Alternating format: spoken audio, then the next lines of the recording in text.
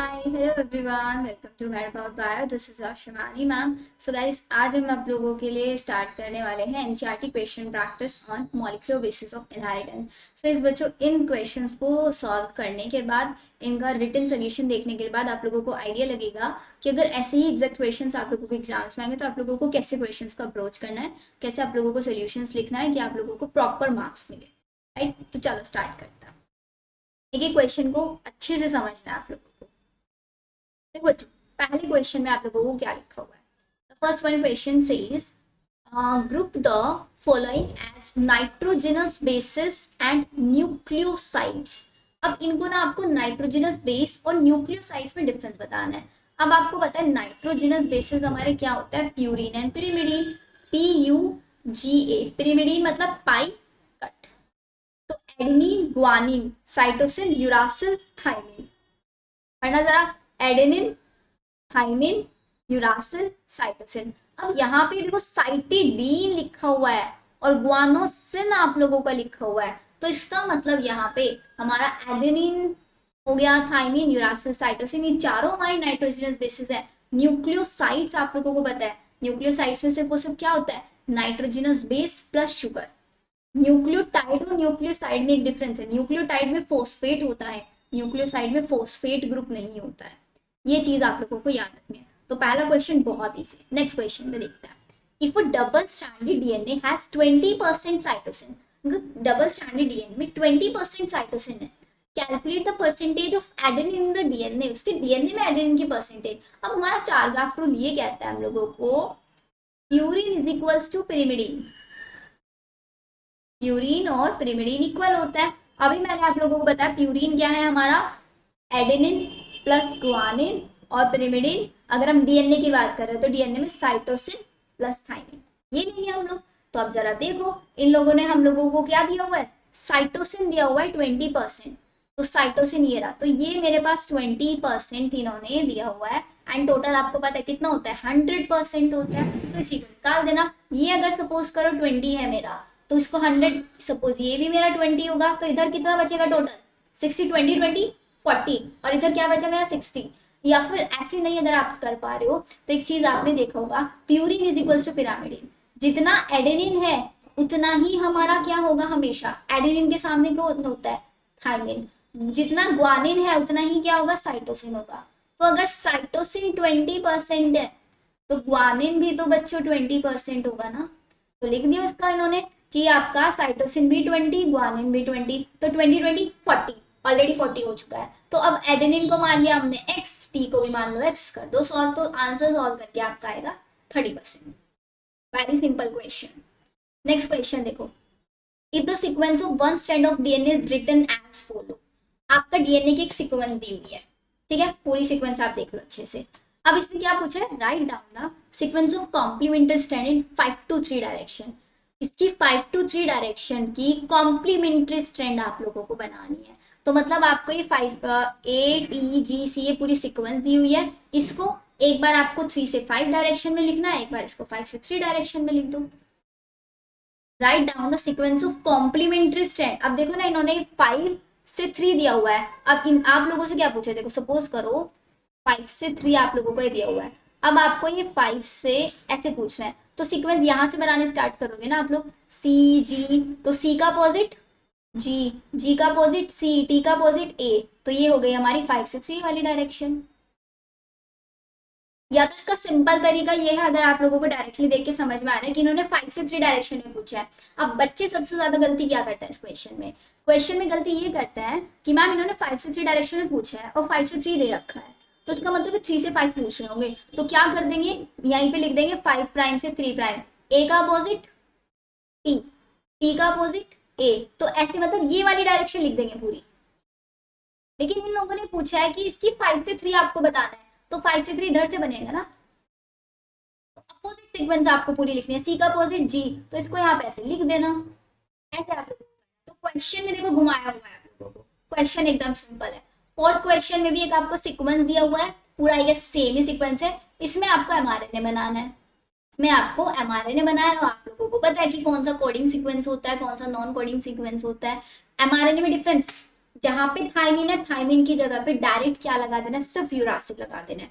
अगर आपको एक 5 प्राइम से 3 प्राइम वाली दी हुई है, लेकिन अगर आपको यहाँ पे 3 प्राइम से 5 प्राइम लिख देते, इधर 3 और इधर 5 भी लिख देते, तो ए का अपोजिट आप लोग क्या करते, ए का अपोजिट टी, तो इसका मतलब एमआरएनए में आएगा यू, टी का अपोजिट ए, जी का अपोजिट सी, सी का अपोजिट जी। तो आप ये वाली सीक्वेंस लिखते अगर ये 3 प्राइम से 5 प्राइम दिया हुआ होता। इन्होंने 5 से 3 दिया, 5 से 3 में ट्रांसक्रिप्शन तो नहीं होता ना, क्योंकि डीएनए की दोनों स्ट्रैंड में से सिर्फ एक ही स्ट्रैंड, इन्होंने आपको कोडिंग स्ट्रैंड का दिया है, नॉन कोडिंग का दे दो तो हम उसका पूरा एमआरएनए बना देते। ये चीज आप लोगों को याद रखनी है। तो प्राइम्स वाली चीज बहुत इंपॉर्टेंट है बच्चों समझना। चलो नेक्स्ट क्वेश्चन देखते हैं। Which property of DNA double helix lead Watson in Crick to hypothesise semi conservative mode of DNA replication. DNA की कौन सी प्रॉपर्टी ने, कौन सी प्रॉपर्टी, डीएनए की डबल हेलिक्स की कौन सी प्रॉपर्टी वाटसन एंड क्रिक के माइंड में उन्होंने ये चीज रिलेट किया कि डीएनए का जो रेप्लिकेशन है सेमी कंजर्वेटिव हो सकता है। वो कैसे उनके माइंड में आया था, उनके माइंड में देखो कैसे आया। 2 स्ट्रैंड्स ऑफ डीएनए हमेशा कॉम्प्लीमेंट्री बेस पेयरिंग होती है, एंटी पैरेलल वो प्रेजेंट होता है। दिस प्रॉपर्टी ऑफ डीएनए कौन सी, कॉम्प्लीमेंट्री बेस पेयरिंग, एक साइड ए है तो दूसरी साइड टी होगा, इधर टी है तो इधर ए होगा। तो इसका मतलब उन्होंने बोला कि डीएनए का क्या होता है, पहले दोनों डीएनए के स्ट्रैंड सेपरेट होते होंगे, फिर डीएनए के एक स्ट्रैंड के ऊपर एक नया स्ट्रैंड आगे बनता होगा, दूसरे वाले के ऊपर एक नया स्ट्रैंड आगे बनता होगा। इसकी वजह से उनके माइंड में आया कि इसका मतलब तो ये हो रहा है कि पेरेंट्स वाले जो एक एक स्ट्रैंड है वो तो कंजर्व रह रहे हैं, एक नया स्ट्रैंड आगे बन रहा है। इस चीज को सोच के उन्होंने बोला है कि semi conservative mode of DNA application हो सकता है। सिंपल। नेक्स्ट क्वेश्चन देखो। Depending upon the chemical nature of template DNA and RNA and the nature of nucleic acid synthesized from it, list the type of nucleic acid polymerase। कौन कौन से nucleic acids होते हैं जो polymerisation दिखाते हैं, कौन से। अगर हम देखें डीएनए टेम्पलेट के अंदर, तो डीएनए टेम्पलेट में डीएनए रेप्लिकेशन कराने के लिए हमारे पास डीएनए पॉलीमरेज होता है, और आरएनए मतलब ट्रांसक्रिप्शन कराने के लिए डीएनए से एमआरएनए बनाने के लिए आरएनए पॉलीमरेज होता है। और अगर मैं आरएनए टेम्पलेट की बात करूं तो आरएनए टेम्पलेट पे हमारे पास DNA dependent RNA dependent RNA polymerase, मतलब एक आरएनए के स्ट्रैंड से, एक आरएनए के स्ट्रैंड है उसके ऊपर आरएनए डिपेंडेंट आरएनए पॉलीमरेज आएगा, उससे दूसरी आरएनए बनाएगा। आरएनए से आरएनए का बनाना अगर हम कर रहे हैं, या फिर हम क्या करा रहे हैं, आरएनए से डीएनए अगर हम बनवाएं, देखो यहाँ पे हमने क्या किया, डीएनए से डीएनए बनवाया, फिर डीएनए से आरएनए बनवाया। सेम चीज यहाँ पे आरएनए से आरएनए बनवाया पहले, फिर आरएनए से डीएनए। तो बस आप लोगों से एंजाइम्स पूछे हैं कि किस टाइप के न्यूक्लिक एसिड पॉलीमरेजेस एंजाइम्स किस टाइप के आप लोग यूज करते हैं। कैसे, जब आपको डीएनए और आरएनए की टेम्पलेट को सिंथेसाइज कराना होता है, किससे, डीएनए और आरएनए से ही। डीएनए से डीएनए, डीएनए पॉलीमरेज, फिर डीएनए से आरएनए, आरएनए पॉलीमरेज, आरएनए से आरएनए, आरएनए पॉलीमरेज, और आरएनए से DNA reverse transcriptase. Simple question है। नेक्स्ट क्वेश्चन देखो। How did Hershey and Chase differentiate between DNA and protein in their experiment while proving that DNA is the genetic material? उन्होंने कैसे बताया था कि DNA genetic material है या फिर प्रोटीन जेनेटिक मटेरियल है। अब सोचो, उन्होंने एक रेडियो लेबल वाला एक्सपेरिमेंट किया था। एक बैक्टीरिया लिया, उसका इन्फेक्शन कराया किसके साथ, एक बैक्टीरियोफेज के साथ। बैक्टीरिया, उसका इन्फेक्शन कराया बैक्टीरियोफेज क्या, bacteria phage are the those viruses which infect bacteria, जो बैक्टीरिया को इन्फेक्ट करते हैं। उस बैक्टीरियोफेज में बस उन्होंने क्या किया, एक एक्सपेरिमेंट नंबर 1, एक एक्सपेरिमेंट नंबर 2। एक्सपेरिमेंट नंबर 1 में उसका डीएनए रेडियो लेबल कर दिया, एक्सपेरिमेंट नंबर 2 में प्रोटीन लेबल कर दिया।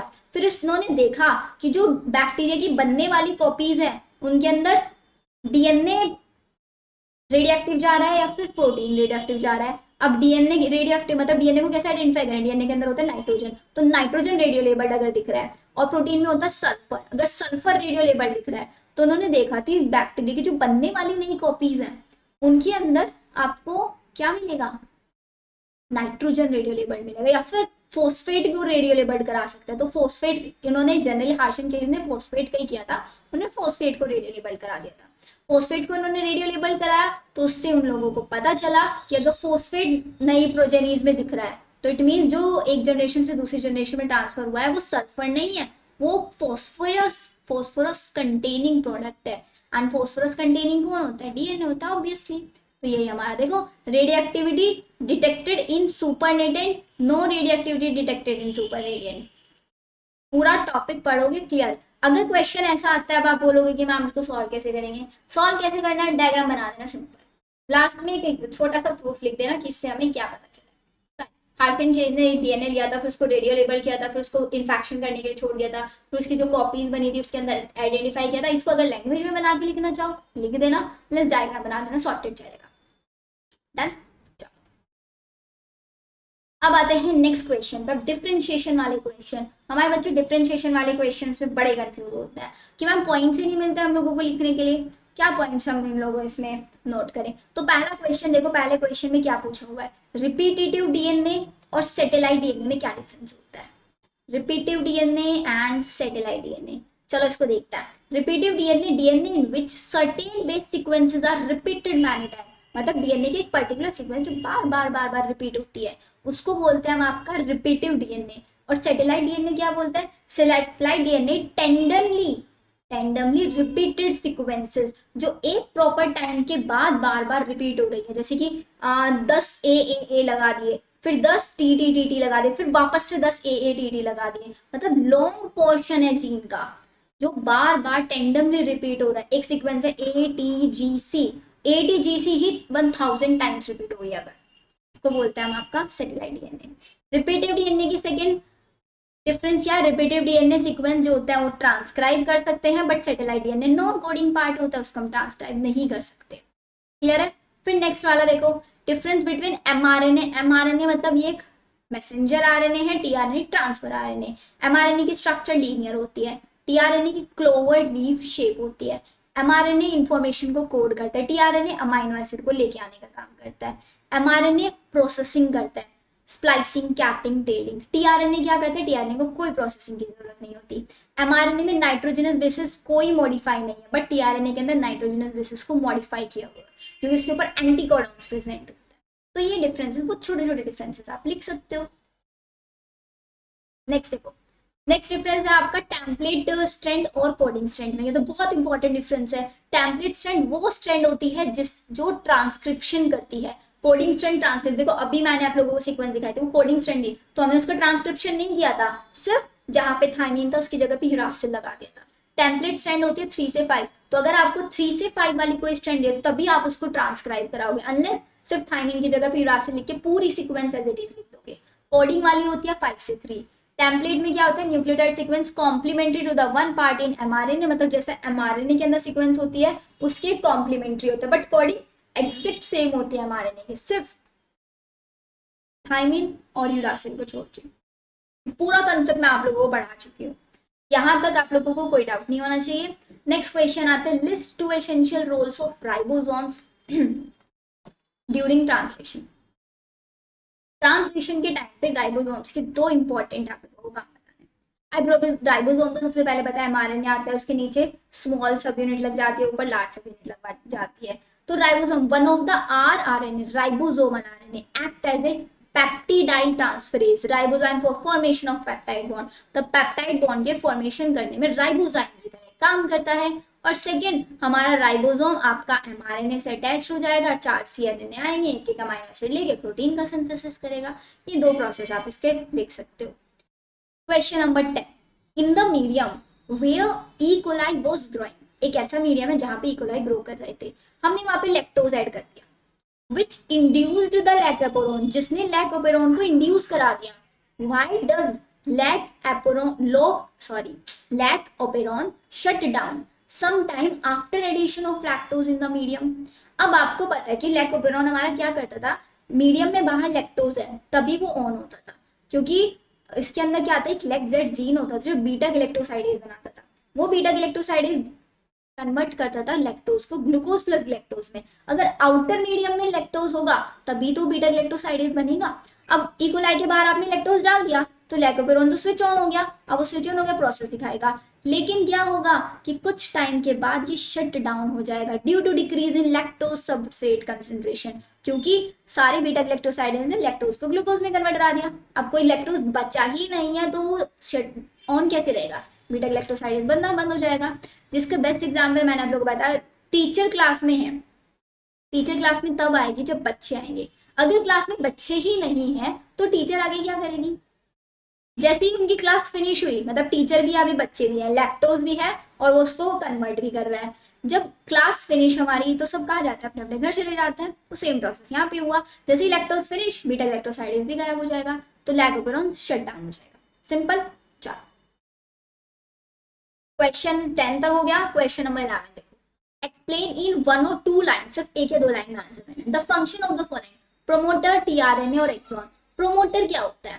अब देखो, याद होगा आप लोगों को ट्रांसक्रिप्शन वाला जो मैंने आपको बताया था, उसमें आप लोगों को मैंने बोला था कि कुछ साइट्स होती हैं हमारी जहां से ट्रांसक्रिप्शन स्टार्ट होता है। प्रोमोटर साइट होती है, बीच में स्ट्रक्चरल जीन था। तो डीएनए की वो segment which lies adjacent to the operator, operator के जस्ट साइड में। अब इन्होंने ये प्रोमोटर कौन सा लिख दिया है? लैक्टोपेरोन में याद है आप लोगों को? PIPO, पीपो साइट मैंने आपको बताया था। तो ये होती थी हमारी प्रोमोटर।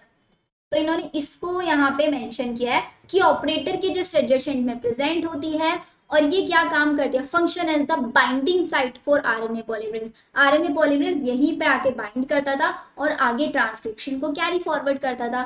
कब करता था? अगर ये ऑपरेटर को कोई इंड्यूसर्स आके बाइंड ना कर जाए तब ये करेगा, नहीं तो अगर लैक्टोज स्विच ऑन होगा तब आरएनए पॉलीमरेज काम करेगा, नहीं तो नहीं करेगा। टीआरएनए का काम है, टीआरएनए का काम है सेलुलर पूल से, मतलब आपके साइटोप्लाज्म से पर्टिकुलर अमाइनो एसिड्स को लेके आना और उसको एमआरएनए के सीक्वेंस में बाइंड कराना और पॉलीपेप्टाइड चेन का फॉर्मेशन कराना। एक्सोन क्या करता है? एक्सोन्स हमारे डीएनए की वो कोडिंग सीक्वेंसेस होती हैं जो present in primary transcript which after splicing are joined to form functional mRNA. मैंने आपको बोला था कि एक होता है हमारे पास HNRNA, हेट्रोन्यूक्लियर आरएनए। इसके अंदर कुछ होती हैं एक्सोन्स, कुछ होते हैं इंट्रोन। इंट्रोन इनएक्टिव साइट्स, उनको हम रिमूव करा देते हैं by the help of spliceosome. फिर सारी एक्सोन्स को आरएनए लाइगेज की हेल्प से ज्वाइन करा देते हैं। तो एक्सोन्स कोडिंग सेगमेंट्स है हमारे डीएनए की, जिसके अंदर से हमने स्प्लाइसिंग करके इंट्रोन पार्ट को हटा दिया और इनको ज्वाइन करा के एक फंक्शनल एमआरएनए बना दिया है। जब एक्सोन प्लस इंट्रोन दोनों होता है उसको हेट्रोन्यूक्लियर आरएनए बोलते हैं। ये चीज क्लियर होनी चाहिए। Done. 11 questions. 12 question, why is the human genome project called a mega project? इसको मेगा प्रोजेक्ट क्यों बोलते हैं? अब इसमें तो बहुत डायरेक्ट से पॉइंट्स हैं, क्योंकि इसको अराउंड हमारे मेगा प्रोजेक्ट बोलते हैं, क्योंकि इसके अंदर सीक्वेंसिंग कितने बेस पेयर्स की होती है? 3 × 10⁹ बेस पेयर्स की। सारे जीन्स को आइडेंटिफाई किया गया था। इसमें अराउंड $9 बिलियन का एक्सपेंडिचर आया था। Identification of all the gene alleles of gene and their function. इसको स्टोर करने के लिए इतनी बुक्स चाहिए थी, इतने पेजेस होने चाहिए थे, उसके अंदर इतने लेटर। तो ये सारे पॉइंट्स आप लोग मेंशन कर सकते हो। क्लियर? चलो next question, what is DNA fingerprinting and mention its application? DNA fingerprinting आप लोगों को पता है टेक्निक होती है जिसमें हम दो रिलेशनशिप्स को फाइंड आउट कर सकते हैं। दो डीएनए सैंपल्स को हम लेंगे तो हम ये बता सकते हैं उन डीएनए सैंपल्स के अंदर कि वो दोनों डीएनए सैंपल्स जिन जिन इंडिविजुअल है क्या उनके बीच में कोई ब्लड रिलेशन है या नहीं है। तो क्या बताता है? Determine the relationship between the 2 DNA samples. उनके डीएनए सैंपल्स की सीक्वेंसिंग में कितनी सिमिलैरिटी और कितनी डिससिमिलैरिटी, किसके बेसिस पे? उनके VNTR के ऊपर, variable number of tender repeat. इसको हेल्प कहाँ पे करता है? क्रिमिनल्स को आइडेंटिफाई करने में, पैटर्निटी टेस्ट को पता करने में, या फिर racial groups to study biological evolution, biological evolution को स्टडी करने के लिए। तो ये चीज आप लोगों को पता है एंड पूरा डीएनए फिंगरप्रिंटिंग मैंने आप लोगों को समझाया हुआ है। क्लियर है बच्चों? चलो अब चलते हैं हम लोग आगे।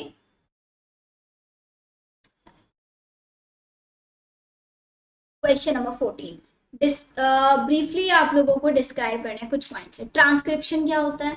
Transcription is the process of formation of RNA from DNA. RNA single strand है तो डीएनए की सिर्फ एक स्ट्रैंड वहां पे हेल्प करेगी। डीएनए पे जहाँ पे भी थाइमिन है वहां पे यूरासिल लगा देंगे, सिंपल। पॉलीमॉर्फिज्म क्या होता है? पॉलीमॉर्फिज्म ध्यान से समझना है। Genetic polymorphism means occurrence of genetic material in more than one form. जब डीएनए एक से ज्यादा फॉर्म्स में प्रेजेंट होता है, जैसे कि एलिलिक फॉर्म हो गया, SNP हो गया, या फिर RFLP। RFLP आपके कंसेप्ट में नहीं आता, आपके क्लास में नहीं है, आपके सिलेबस में। एलिलिक और SNP ये दो पॉइंट्स आप डिस्कस कर सकते हो अगर ये क्वेश्चन आपके एग्जाम में आता है। एलिलिक पॉलीमॉर्फिज्म क्या होता है? Allelic polymorphism occur due to multiple alleles of a gene. जब एक ही जीन को बहुत सारे एलील्स कंट्रोल करते हैं, एक जीन है उसको बहुत सारे एलील्स, उसको बोलते हैं एलिलिक पॉलीमॉर्फिज्म। एलील्स क्या करते हैं, different different mutation which alter the structure and function of A protein. Alleles हमेशा क्या करता है, अगर एलील्स क्या करते हैं किसी भी बायोलॉजिकल कैरेक्टर को कंट्रोल करते हैं।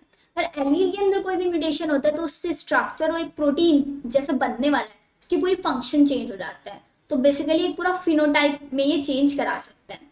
एसएनपी सिंगल न्यूक्लियोटाइड पॉलीमॉर्फिज्म, जो आपकी एनसीईआरटी में लिखती है कि only 1.4 million single bases DNA difference have been observed in human being, कि ह्यूमन बीइंग्स के पूरे डीएनए में सिर्फ 1.4 million single base DNA sequence है, मतलब सिर्फ एक ही बेस पेयर्स है जिसका अंदर डिफरेंस है। ऐसी बहुत सारी सीक्वेंस है, ऐसी 1.4 मिलियन सभी, जैसे कि आप हो और मैं हूं, तो हमारे डीएनए में 1.4 मिलियन ऐसी सीक्वेंस है जिसके अंदर सिर्फ एक बेस पेयर का डिफरेंस है। कैसे, देखो एक सीक्वेंस है AGACTAC, ये आपकी बॉडी के अंदर सीक्वेंस है, मेरी बॉडी के अंदर सीक्वेंस क्या है, सिर्फ चेंज कहाँ पे है, चेंज को हाईलाइट कर देते हैं यहाँ पे, ये है हमारा C और ये है हमारा T। तो ऐसी ऐसी 1.4 मिलियन सीक्वेंस, इसको बोलते हैं सिंगल न्यूक्लियोटाइड पॉलीमॉर्फिज्म, मतलब एक ही सीक्वेंस ने अपने अंदर अपने आप को बहुत सारी फॉर्म्स में शो किया हुआ है। According to SNP every human being is unique. SNP is very useful for locating alleles, identify disease associated sequences and tracing human history। यहाँ से हम ह्यूमन हिस्ट्री भी बता सकते हैं, कोई डिसीज को भी हम लोग यहाँ से आइडेंटिफाई कर सकते हैं। क्लियर है। पॉलीमॉर्फिज्म का मतलब जब एक जेनेटिक मटेरियल अपने आप को बहुत सारी फॉर्म्स में दिखाता है, जैसे कि आइसोमर्स हम केमिस्ट्री में पढ़ते हैं, उनकी स्ट्रक्चर सेम है, मॉलिक्यूलर फॉर्मूला सेम है, स्ट्रक्चर अलग है। यहाँ पे क्या है, यहाँ पे सीक्वेंस सेम है, बस एक बेस पेयर का डिफरेंस हो जाता है। नेक्स्ट आता है हमारा ट्रांसलेशन। तो ट्रांसलेशन भी आप लोगों को पता है, आरएनए से जब हम प्रोटीन का सिंथेसिस कराते हैं उसमें हमें एमआरएनए चाहिए होता है, ribosomes small unit large unit bind करती है, ईपीए से उसके ऊपर साइट्स होती हैं, फिर टीआरएनए अमाइनो एसिड्स लेके आता है। तो ये प्रोसेस आप एक्सप्लेन कर सकते हैं। बायो इन्फॉर्मेटिक्स क्या होता है, इसको ध्यान से पढ़ो। बायो इन्फॉर्मेटिक्स वो साइंस है which deal with handling storing of huge information of genomics as database, analyzing, modeling, providing various aspects of biological information, especially the molecules connected with genomics and proteomics is called bioinformatics। तो bioinformatics वो science है जो इस चीज को handle करती है कि जितनी भी हमें जीन्स के बारे में इंफॉर्मेशन मिली है उसको हम एक प्रॉपर वे में एक डेटाबेस में हैंडल करके रख पाए, मतलब उसको प्रॉपरली स्टोर करके रख पाए। उसके अंदर जितनी भी बायोलॉजिकल इंफॉर्मेशन हमें मिली हैं उन जेनेटिक्स से रिगार्डिंग या उससे कौन सा प्रोटीन बन रहा है, तो उस सारी इंफॉर्मेशन को अगर हम एक कंप्यूटराइज्ड वे में स्टोर करके रखेंगे उसको बायोइन्फॉर्मेटिक्स, उस साइंस को बायोइन्फॉर्मेटिक्स बोलते हैं। इसके अंदर कुछ एप्लीकेशंस है जो मैंने आप लोगों को समझाया था क्लास में, फाइलोजेनी या फिर evolutionary biology, chemo informatics, faster drug research and proteinomics. पहला देखो इवोल्यूशनरी बायोलॉजी, हम क्या कर सकते हैं, जीन्स को कंपेयर करके उनके न्यूक्लियोटाइड प्रोटीन अमाइनो एसिड उनको कंपेयर करके हम ये बता सकते हैं कि ये इंडिविजुअल के एंसेस्टर्स कौन होंगे, कि ये कहाँ से इवॉल्व हुआ है, ये चीज हम बता सकते हैं। कीमो इन्फॉर्मेटिक्स में क्या होता है, उसकी बॉडी किन किन केमिकल्स से मिलके बनी है, किन केमिकल्स की, अगर एक इंडिविजुअल की बॉडी के अंदर ये केमिकल दूसरे के अंदर, उसके अंदर क्या साइड इफेक्ट्स हैं, क्या उसके इफेक्ट्स हैं, पूरी फार्मास्यूटिकल केमिस्ट्री को उनके सारे केमिकल्स का डेटाबेस बना के रखना। Faster drug research, analysis of drug ligand complexes, कि एक ड्रग के साथ अगर ये लिगेंड बाइंड कर रहा है तो क्या कॉम्प्लेक्स हमारा बन रहा है, क्या ये ड्रग इनएक्टिव हो जा रहा है या सुपर एक्टिव हो जा रहा है, तो इनके बीच में रिलेशनशिप को समझना। इससे क्या होता है, नई नई टाइप की ड्रग्स डिजाइन करने में हेल्प मिलती है। कि सपोज करो मेरे पास एक पेनिसिलिन है, तो पेनिसिलिन का ये फॉर्मूला है, अगर इन फ्यूचर पेनिसिलिन की वजह से कोई साइड इफेक्ट आ रहा है किसी इंडिविजुअल के अंदर, तो मैं अपने डेटाबेस में जाके देख सकती हूँ कि पेनिसिलिन का क्या फॉर्मूला था, कैसे इसका मैकेनिज्म था, तो उस मैकेनिज्म के बेसिस पे फिर मैं उस डिसीज को जो साइड इफेक्ट आ रहा है उसको एनालाइज कर सकती हूँ। प्रोटीनोमिक्स में हम प्रोटीन के सीक्वेंसेस को देख के डायग्नोज कर सकते हैं कि इसके अंदर क्या डिसीज है, उसके अकॉर्डिंग हम ड्रग रिसर्च भी कर सकते हैं। तो सारी चीजें मेनली जो रिसर्चर्स होते हैं उनको हेल्प करता है। देन यहाँ तक तो यहाँ पे बच्चों हमारे फिनिश होते हैं NCERT practice questions from your molecular basis of inheritance. I hope आप लोगों को सारे क्वेश्चंस क्लियर हुए होंगे। नेक्स्ट हम लोग स्टार्ट करेंगे, इसके बाद इवोल्यूशन के क्वेश्चंस प्रैक्टिस करेंगे एंड ऐसे ही फर्दर आप लोगों के सारे चैप्टर्स फिनिश करेंगे। So see you in the next class. Bye everyone.